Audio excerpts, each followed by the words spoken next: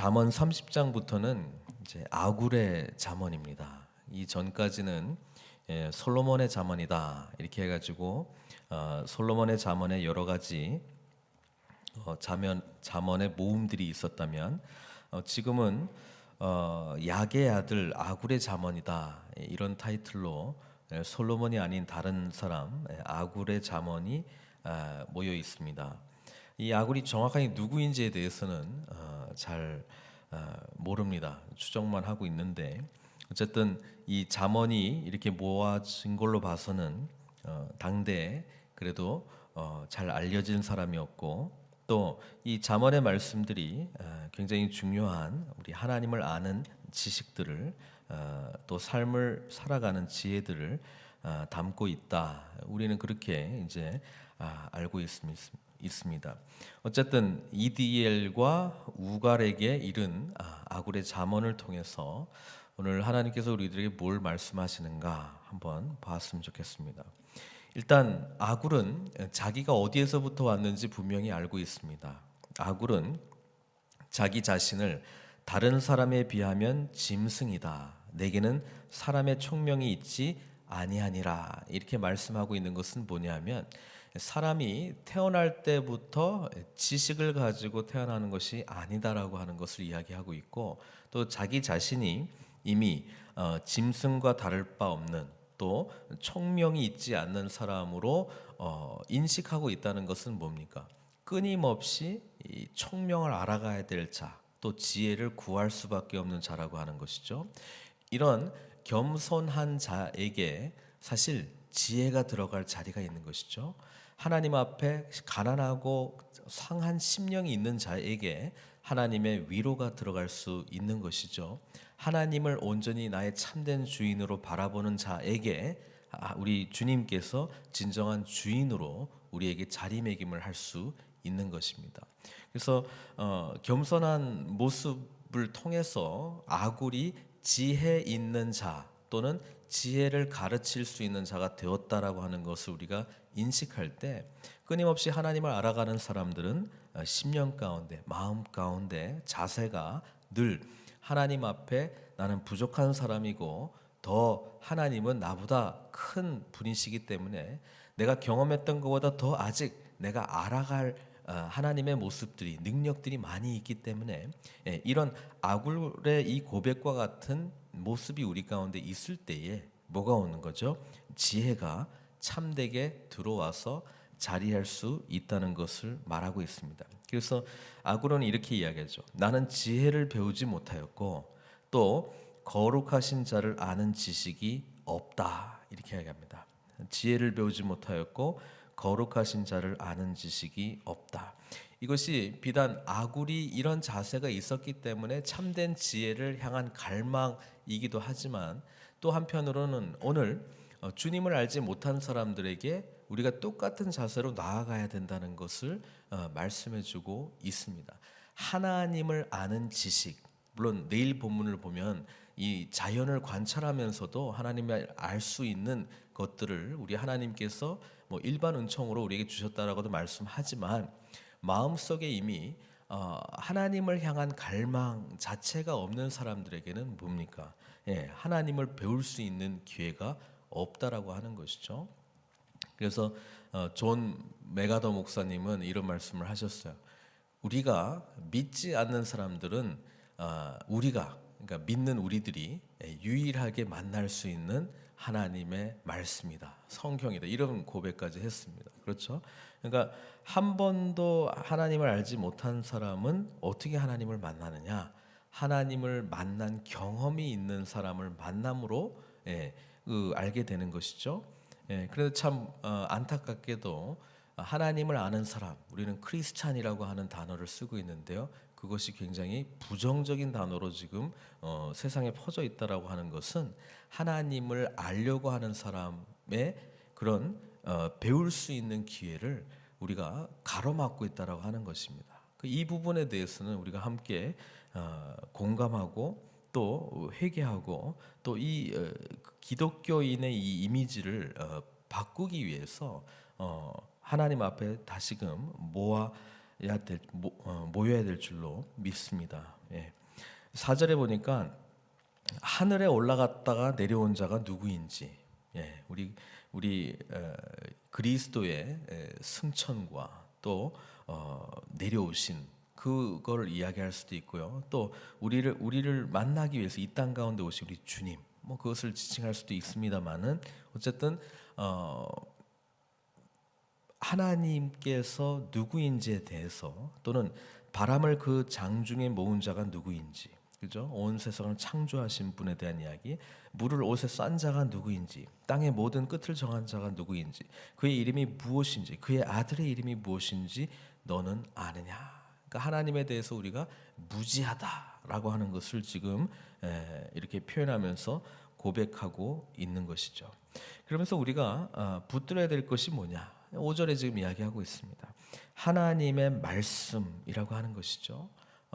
지금은 이제 잠언을 기록한 이 아굴 시대는 여전히 이제 구약 시대입니다만은, 그럼에도 불구하고 하나님께서 모세를 통해서 주신 계명의 말씀, 그리고 선지자를 통해서 주신 말씀, 또 시편들의 말씀들이 있었습니다. 그래서 그 말씀 안에 하나님이 누구신지, 하나님이 어떠한 분이신지, 어떠한 삶을 우리에게 요구하시는 건지, 하나님 앞에 순종했던 사람들의 삶은 어떻게 마지막을 끝냈는지, 순종하지 못한 사람들은 어떻게 그 마지막을 보냈는지, 순종한 자와 순종하지 못한 자, 그런 것들이 다 기록되어 있고, 또 하나님을 찬양하는 것이 어떻게 찬양하는 것인지, 하나님 앞에서 씨름하며 아파하는 것이 무엇인지, 이런 뭐 인간적인 감정들과 함께 하나님 앞에 나아갔던 것들이 다 또 시편에 기록되어 있지 않습니까?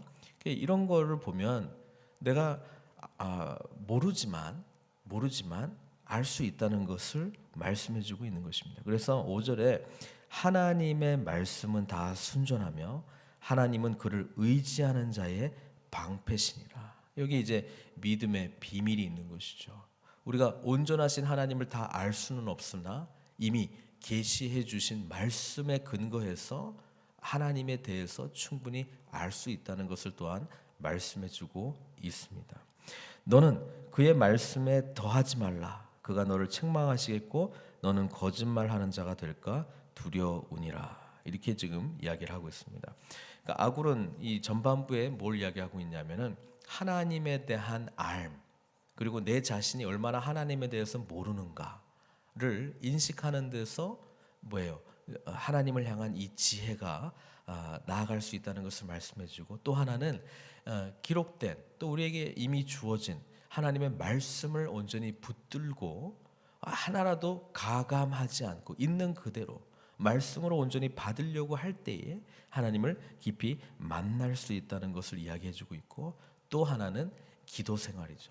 기도 생활에 대해서 이야기를 하고 있는데, 이 아굴의 기도가 오늘 우리들에게 아주 중요한 기도의 모델을 제시해주고 있습니다. 아굴은 어떻게 기도하냐면 이렇게 이야기합니다.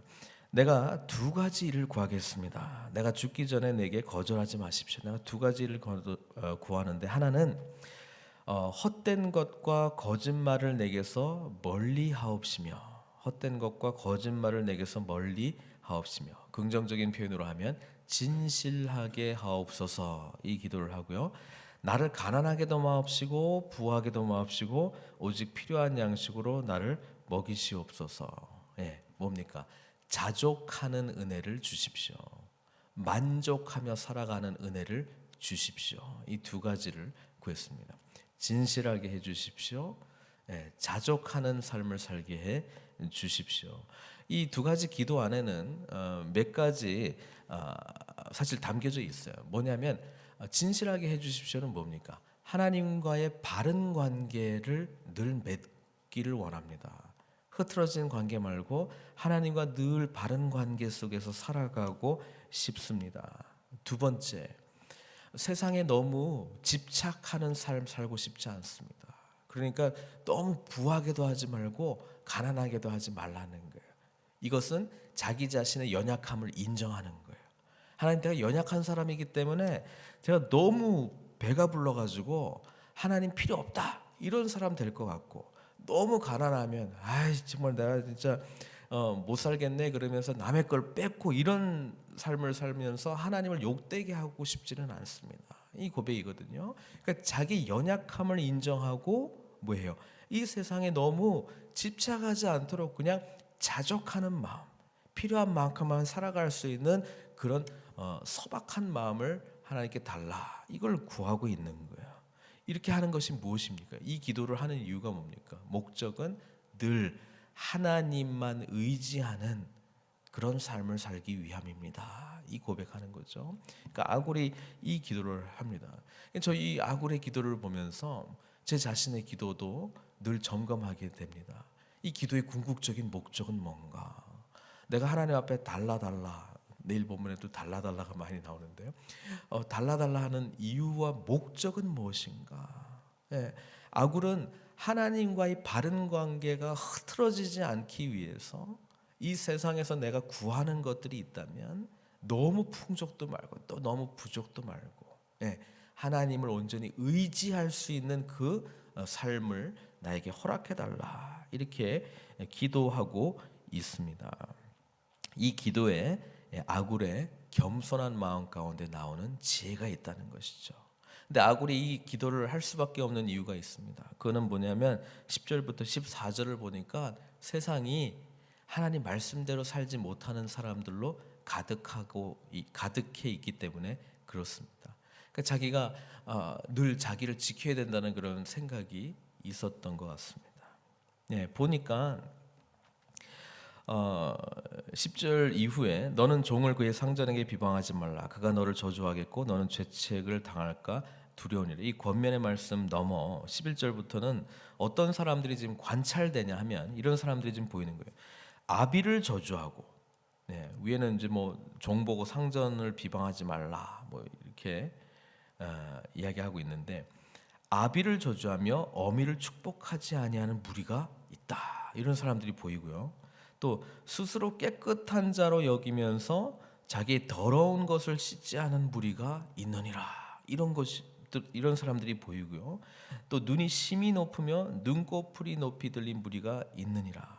그러니까 뭐야? 12절은 외식하는 사람, 그렇죠? 13절은 교만한 사람, 그리고 14절은 앞니는 장검 같고 어금니는 군도 같아서 가난한 자를 땅에서 삼키며, 그러니까 긍휼이 없는 사람 아닙니까? 예, 자기 자신을 위해서, 자기 욕망을 위해서 살아가는 사람 아닙니까? 예, 궁핍한 자를 사람 중에서 삼키는 무리가 있느니라. 이게 뭐예요? 이게 지금 보인다는 거예요. 이게 어떻게 보면 세상이 지금 돌아가고 있는 일인데 왜 그렇습니까? 아굴이 깨달은 게 있죠. 하나님을 의지하지 않기 때문에. 또 아굴이 지금 제시했던 이 기도의 핵심인 늘 하나님만 의지하는 삶, 그것을 저버린 사람들이 있기 때문에, 하나님의 말씀이 지배하지 않는 세상, 이게 지금 아굴이 바라보니까 이렇게 가는구나, 이렇게 가는구나, 이걸 이제 관찰했다라고 하는 것입니다. 오늘 이 말씀 앞에 우리도 아굴의 기도가 우리의 기도가 되어야 될 줄로 믿습니다. 또 아굴의 마음, 늘 겸손하게, 하나님에 대해서 내가 어떻게 알겠습니까? 그러니까 알려주십시오. 제가 말씀을 붙들겠습니다. 제 심령을 열어주십시오. 이런 아굴의 이 마음을 통해서 하나님께서 늘 우리 삶을 지켜주실 뿐만 아니라 이 세속에 물들지 않는 거룩한 삶을 살아갈 수 있도록 우리를 지켜주실 줄로 믿습니다. 오늘 이 지혜를 마음에 품고 함께 나아가시는 저와 여러분들 되시기를 바라고요. 오늘 하루 아굴의 마음을 품을 때에 승리하는 은혜가 우리에게 주어질 줄로 믿습니다.